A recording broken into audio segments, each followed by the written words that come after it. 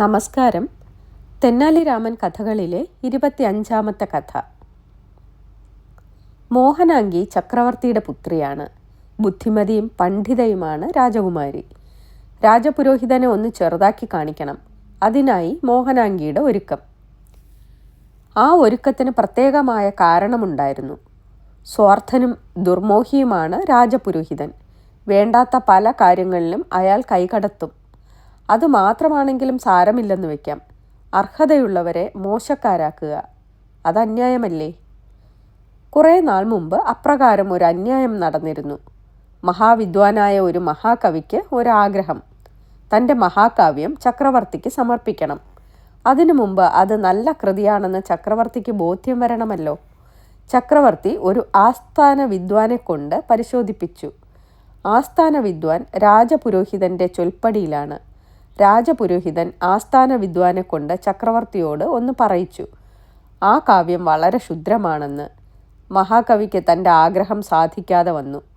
നിരാശനായ അദ്ദേഹം ഒരു പ്രതി ഒരു കച്ചവടക്കാരന് വിറ്റു. ഏറ്റവും തുച്ഛമായ വിലയ്ക്കാണ് വിറ്റത്.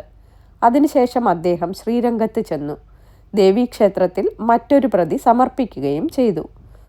മോഹനാംഗിക്ക് അറിവ് കിട്ടി കച്ചവടക്കാരൻ്റെ കയ്യിലുള്ള ഗ്രന്ഥത്തെക്കുറിച്ച്. രാജകുമാരി ഗ്രന്ഥം വാങ്ങി വായിച്ചു. എത്ര മഹത്തരവും മനോഹരവുമായ ഗ്രന്ഥം!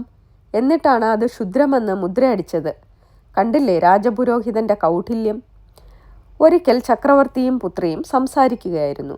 രാജകുമാരി ആ ഗ്രന്ഥത്തിലെ ഒരു പദ്യം ചൊല്ലി. ചക്രവർത്തി അത്ഭുതപ്പെട്ടുപോയി. ഇങ്ങനെയുമുണ്ടോ വിദ്വത്വവും കവിത്വശക്തിയും? രാജപുരോഹിതനെ വാദത്തിൽ തോൽപ്പിക്കണം. അതിനായി രാജകുമാരി അന്യരാജ്യത്തു നിന്നും ഒരു മഹാപണ്ഡിതനെ വരുത്തി. നിശ്ചിത സമയത്തിനു മുമ്പ് തന്നെ രാജസദസ്സിലെ അംഗങ്ങൾ ആസനസ്ഥരായി. വന്നെത്താത്ത ഒരാൾ രാജപുരോഹിതനായിരുന്നു. അദ്ദേഹം വരാതിരിക്കാൻ കാരണമുണ്ട്. തർക്കത്തിൽ താൻ തോൽക്കുമെന്ന് അയാൾക്കറിയാം. കള്ളക്കാരണം പറഞ്ഞ് ഒഴിഞ്ഞു കളയണം, അതായിരുന്നു അദ്ദേഹത്തിൻ്റെ ഉദ്ദേശം. ഒരു ചങ്ങാതിയുടെ സഹായം അതിനായി സമ്പാദിച്ചുമിരുന്നു. രാജസദസ്സിലെ ഒരു അംഗമായിരുന്നു ആ ചങ്ങാതി. തമ്പുരാനെ, രാജപുരോഹിതന് ഇന്നത്തെ പരിപാടിയിൽ സംബന്ധിക്കാൻ നിർവാഹമില്ല. അദ്ദേഹം രോഗം ബാധിച്ച് കിടക്കുകയാണ്, അയാൾ പറഞ്ഞു. എന്തു രോഗമാണ്? ചക്രവർത്തി അന്വേഷിച്ചു. മസ്തിഷ്ക കണ്ഠൂതി എന്നു പേരുള്ള രോഗമാണ്. വളരെയധികം ചിന്തിച്ചാൽ മസ്തിഷ്കം അല്ലെങ്കിൽ തലച്ചോറ് ക്ഷീണിക്കും. അപ്പോൾ ഒരു പ്രത്യേക തരത്തിലുള്ള ചൊറിച്ചിലുണ്ടാകും. അതാണ് മസ്തിഷ്ക കണ്ഠൂതിയുടെ ലക്ഷണം. അതായിരുന്നു അയാളുടെ ഉത്തരം. എന്താണിത്? മസ്തിഷ്ക കണ്ഠൂതിയോ? ഞാൻ അനേകം രോഗങ്ങളെക്കുറിച്ച് കേട്ടിട്ടുണ്ട്. ഇങ്ങനെ ഉണ്ടെന്ന് ഇപ്പോഴാണ് അറിയുന്നത്, ചക്രവർത്തി ആശ്ചര്യത്തോടെ പറഞ്ഞു. സന്നിഹിതനായിരുന്ന രാമൻ വിട്ടില്ല. ഞാൻ വളരെ കൂടുതൽ വായിക്കാറുണ്ട്. അപ്പോൾ എൻ്റെ കണ്ണുകളിൽ ചൊറിച്ചിൽ അനുഭവപ്പെടാറുമുണ്ട്.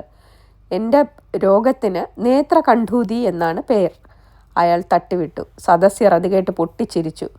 ചക്രവർത്തി അല്പനേരം ആലോചനയിൽ മുഴുകിയിരുന്നു. ഏതായാലും ഇത് നല്ല നേരം പോക്ക് തന്നെ. രാജപുരോഹിതൻ ധാരാളം ചിന്തിക്കാറുണ്ട്. ശരി തന്നെ. പക്ഷേ അദ്ദേഹത്തെക്കാൾ എത്രയോ കൂടുതൽ ചിന്തിച്ചവർ ഉണ്ടായിരുന്നു. ശങ്കരാചാര്യർ, മാധ്വാചാര്യർ, രാമാനുജാചാര്യർ. അവർ 3 ഉദാഹരണങ്ങൾ മാത്രം. അവർക്കാർക്കും മസ്തിഷ്ക കണ്ഠൂതി ഉണ്ടായതായി കേട്ടിട്ടില്ല. അവരെക്കാൾ വളരെ കുറച്ച് ചിന്തിക്കുന്ന രാജപുരോഹിതന് ആ രോഗം പിടിപെടുകയും ചെയ്തു. ആകെക്കൂടി അത്ഭുതം തന്നെ, അദ്ദേഹം പുഞ്ചിരി തൂകിക്കൊണ്ട് ആത്മഗതമായി പറഞ്ഞു. അപ്പോഴും രാമന് ഒന്ന് പറയാനുണ്ടായിരുന്നു. തിരുമേനി, ചിന്തിക്കുന്നത് കൊണ്ട് മാത്രമല്ല രാജപുരോഹിതന് മസ്തിഷ്ക കണ്ഠൂതി ബാധിച്ചത്. ചിന്തിക്കാനുള്ള കഴിവ് അദ്ദേഹത്തിന് കുറച്ചേയുള്ളൂ. കഴിവിൽ കൂടുതൽ ചിന്തിച്ചതാണ് അബദ്ധം. രാജപുരോഹിതനെ രാമൻ ആക്ഷേപിക്കുകയാണല്ലേ? അദ്ദേഹത്തിൻ്റെ സ്നേഹിതന് അരിശമുണ്ടായി. അയാൾ രാമനെ നേരിട്ടു. രാമ, നിങ്ങൾ അദ്ദേഹത്തെ വിമർശിക്കുകയൊന്നും വേണ്ട. നിങ്ങളെക്കാൾ എത്രയോ മാഹാത്മ്യം അദ്ദേഹത്തിനുണ്ട്. അക്കാര്യം എല്ലാവർക്കും അറിയാവുന്നതാണ്. നിങ്ങളും രാജസദസ്സിലെ അംഗമാണ്, സമ്മതിച്ചു. പക്ഷേ ആളുകൾ ആദ്യം അദ്ദേഹത്തെ ബഹുമാനിക്കുന്നു. അതിനുശേഷമേ നിങ്ങളെ ബഹുമാനിക്കുന്നുള്ളൂ. അക്കാര്യം നിങ്ങൾ എല്ലായ്പ്പോഴും ഓർമ്മിച്ചിരിക്കുന്നത് കൊള്ളാം, അയാൾ സ്വരം കടുപ്പിച്ചു പറഞ്ഞു. രാമൻ്റെ ചുട്ട മറുപടി സദസ്യർക്ക് രസമായി തോന്നി. ഹേ മനുഷ്യ, ഒരാളെ ആദ്യം ബഹുമാനിക്കുന്നത് കൊണ്ട് അയാൾ കൂടുതൽ മാഹാത്മ്യം കൈവരിക്കുന്നില്ല.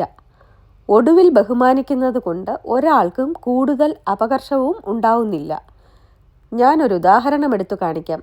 നാമെല്ലാം ആദ്യം കൈയും കാലും കഴുകുന്നു. അതിന് ശേഷമാണ് മുഖം കഴുകുന്നത്. അതുകൊണ്ട് മുഖത്തിന് മേന്മ കുറയുന്നുണ്ടോ? നന്ദി.